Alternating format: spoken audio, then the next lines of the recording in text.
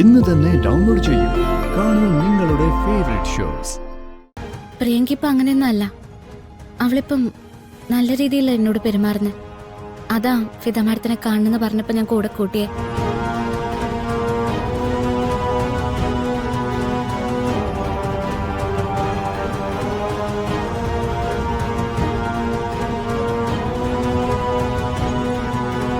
രാധിക, വളരെ മാന്യമായിട്ട് നടത്തുന്ന ഒരു സ്ഥാപനം ഇത്. ഇവിടെ ഞാൻ ആവശ്യമില്ലാത്ത ആളുകളെ പെർമിറ്റ് ചെയ്യില്ലെന്ന് കുട്ടിക്കറിയില്ലായിരുന്നോ? മാഡം, പ്രിയങ്ക വന്നത് ഫിദയോട് സോറി പറയാനാണത്രേ.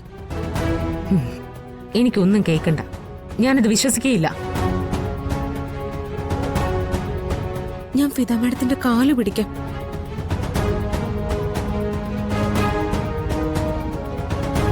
മാഡം, അന്നത്തെ സംഭവത്തിന് ശേഷം ഞാൻ ചേച്ചിയോട് അപമര്യാദയായിട്ട് പെരുമാറിയിട്ടേ ഇല്ല. ചേച്ചിയോട് ചോദിച്ചു നോക്ക്. മാഡം, അവളോട് ക്ഷമിക്കണം, എനിക്ക് വേണ്ടി.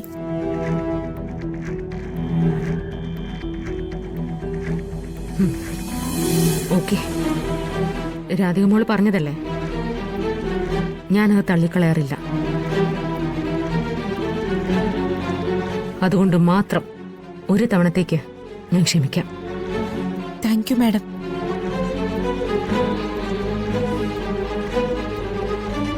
പിന്നെ ഒരു റിക്വസ്റ്റ് കൂടിയുണ്ട്.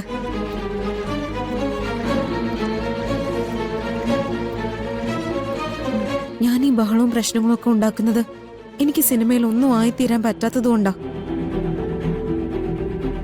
മാഡത്തിന് മറ്റു ഭാഷകളിലെ ഡയറക്ടർമാരെ പരിചയം ഉണ്ടാവുമല്ലോ. ആരോടെങ്കിലും എനിക്ക് വേണ്ടി ഒന്ന് ശുപാർശ ചെയ്താ.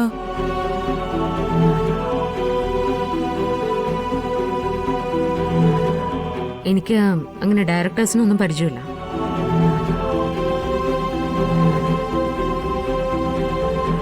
എനിക്ക് ആകെ ബന്ധമുള്ളത് മ്യൂസിക് ഫീൽഡിലാ. രാധികയെ പോലെ പാടാനുള്ള കഴിവുണ്ടോ കുട്ടിക്ക്? എങ്കിൽ നോക്കാം.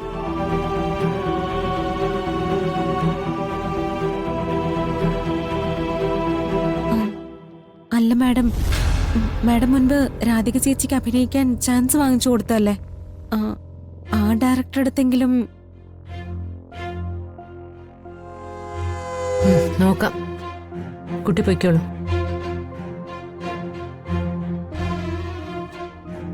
രാധിക, ക്ലാസ്സിലേക്ക് പോകുന്നില്ലേ? പോവാ മാഡം. എന്നാ ചെല്ല്. പ്രിയ, ഞാൻ ക്ലാസ്സിലേക്ക് പോവാ. വന്ന കാര്യം പറഞ്ഞില്ലേ? അതിനുള്ള മറുപടിയും ഞാൻ തന്നു. പിന്നെന്തിനാ നിൽക്കുന്നു? ഒന്നുമില്ല, ഞാൻ പോവാ. ചെല്ല്.